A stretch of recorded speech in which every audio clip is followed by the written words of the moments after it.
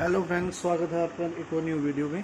ठीक है, आज से हम टीएस गरीवाल के जो बैक क्वेश्चंस हैं उनके मैं सोल्यूशन आपको प्रोवाइड करूंगा वन बाय वन। ठीक है, तो टीएस गरीवाल जुड़े रहिएगा। टीएस गरीवाल का आज आपको जो फर्स्ट क्वेश्चन है, ठीक है, बुक का आपकी Hitech Limited was registered with an, Hitech Limited के नाम से होगा, आपने बुक्स में देख लीजिएगा, मैं वो समझा रहा हूँ। Hitech Limited was registered with an authorised capital of 50 lakh divided into equity shares on readies कि हाईटेक लिमिटेड का ऑथराइज कैपिटल 50 लाख उसका है, टोटल अमाउंट का है, और उनको उन्होंने 100 शेयर्स में डिवाइड कर दिया। Company offered for public submission all the share, public applied for 45,000 share only. कह रहा है कि कंपनी ने सारे शेयर्स बेचे, लेकिन जो पब्लिक ने अप्लाई किए सिर्फ 45,000 शेयर के लिए अप्लाई किया। सारी कॉल उन्होंने मंगा ली है और रिसीव भी हो गई है, लेकिन लास्ट में लिखा हुआ है कि all the calls were made and were duly received accept the final call of 20 पर शेयर ऑन 500 शेयर्स, कि 20 रुपये के हिसाब से 500 शेयरों पे हमें फाइनल कॉल के पैसे नहीं मिले।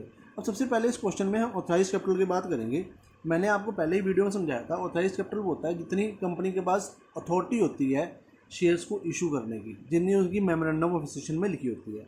तो इस क्वेश्चन में आपको पहले ही बताया हुआ है कि 50 लाख रुपीज़ का उनका ऑथराइज कैपिटल है। अगर मैं नॉर्मल बोलूँ 50 लाख का हमारा ऑथराइज कैपिटल हो गया, ठीक है, और कह रहे हैं 100 रुपीज़ ईच का है, तो 100 से इसको मैं डिवाइड कर दूँ तो मतलब मेरे 50,000 शेयर इशू होते हैं, 15,000 शेयर, ठीक है, और इसकी वैल्यू कितनी है हमारी 100। आप इसको मल्टीप्लाई करोगे टोटल तो आपका 50 लाख रुपीज़ हो जाएगा।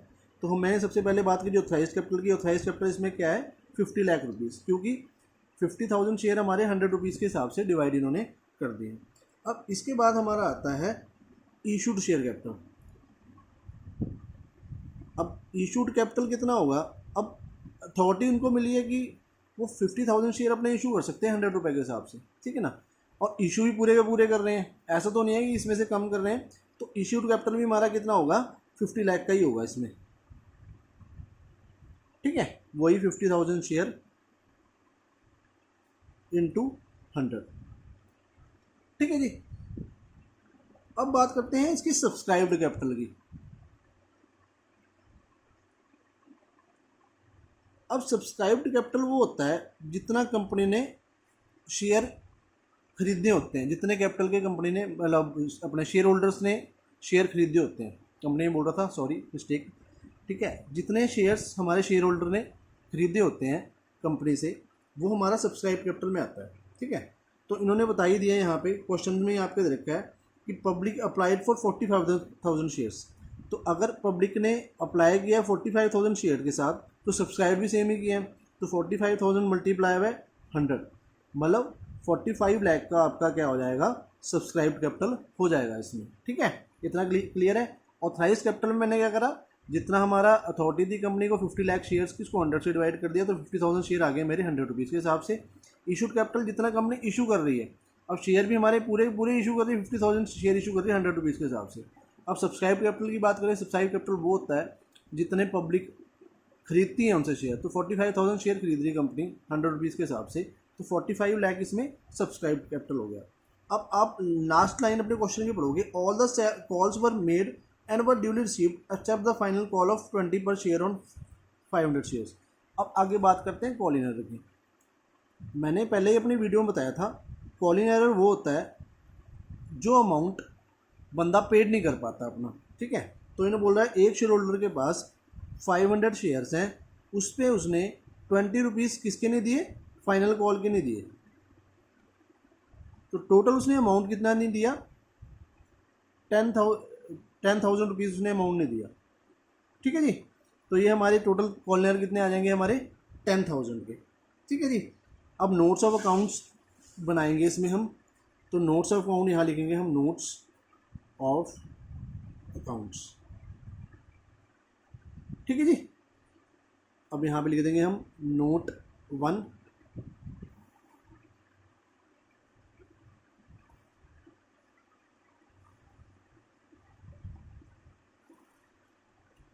ठीक है जी। नोट 1 में यहाँ पे आगे पर्टिकुलर्स, ठीक है, यहाँ आप अमाउंट लिख सकते हैं। अब सबसे पहले हम यहाँ पे लिखेंगे शेयर कैपिटल।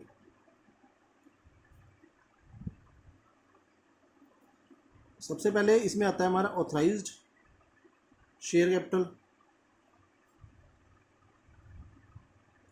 मैंने बताया था यहाँ पे ऑथराइज शेयर कैपिटल हमारा कितना है, 50 लाख का है। 50,000 शेयर मल्टीप्लाई 100 है ना।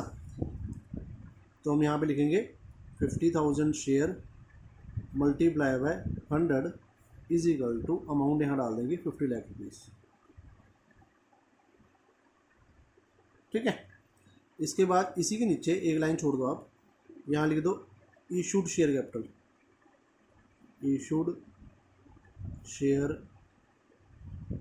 कैपिटल। अब इशू भी पूरे पूरे हो रहे हैं, तो 50,000 share multiply by 100 is equal to 50 lakh.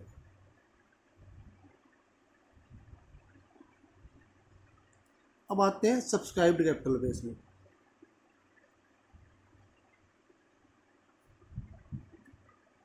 अब मैंने बोला था सब्सक्राइब कैपिटल में होता है जितने शेयर कंपनी ने शेयर होल्डर ने खरीदे होते हैं।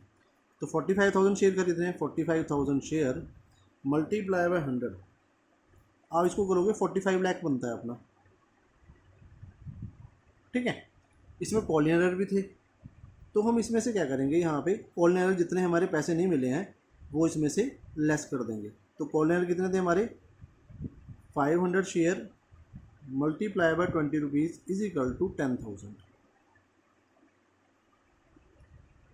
ठीक है, क्लियर है इतना यहाँ तक।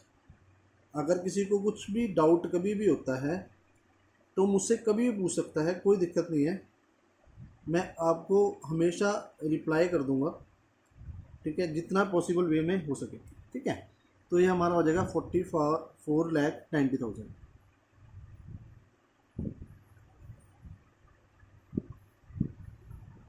ठीक है जी, तो ये हमारा सब्सक्राइब कैपिटल में अमाउंट आ जाएगी 44,90,000।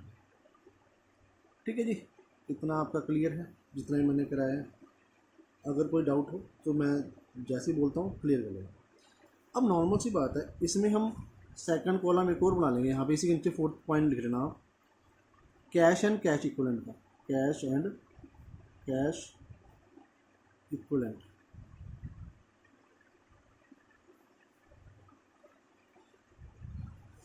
अब नॉर्मल सी बात है, सब्सक्राइब भी 45 लाख करे, 10,000 कॉलर हो गए हमारे, तो कैश हमें कितना मिला 44,90,000 का। यही अमाउंट हमारी यहाँ पे कैश एंड कैश इक्विवेलेंट में आपकी आ जाएगी। ठीक है जी, क्लियर है इतना। अब बात करते हैं बैलेंस शीट की।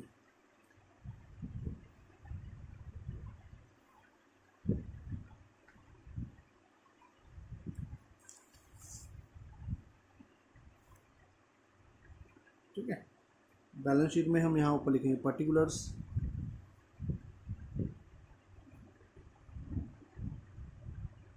नोट नंबर और यहाँ पे अमाउंट। सबसे पहले हम लिखेंगे यहाँ पे इक्विटी एंड लायबिलिटीज़। ठीक है, तो इसमें हम लिखेंगे शेयर होल्डर फंड। यहाँ पे लिख देंगे शेयर होल्डर फंड।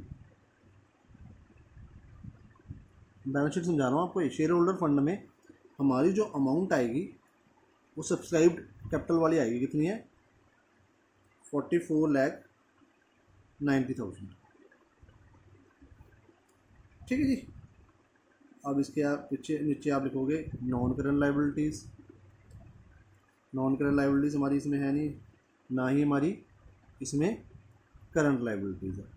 ठीक है, तो इसके नीचे टोटल आ जाएगा 44,90,000। ठीक है जी।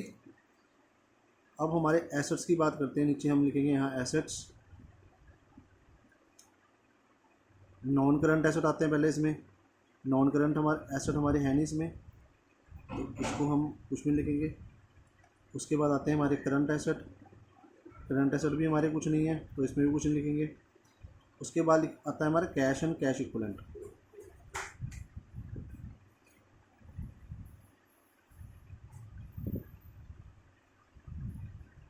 तो कैश हमारे पास, मैंने यहाँ बताया था आपको 44,90,000 का है, तो ये भी 44,90,000 का हो जाएगा। इससे आपकी बैलेंस शीट मैच हो जाएगी। जो हमारा लायबिलिटीज़ और हमारी एसेट साइड है दोनों हमारी बराबर है। ये आपका फर्स्ट क्वेश्चन है टीएस गरेवाल का, जो मैंने आपको आज सॉल्व करके बताया। ठीक है, अब आगे वीडियो में सेकंड क्वेश्चन हम करेंगे इसका टीएस गरेवाल का, तो जुड़े रहिएगा साथ में। Thank you.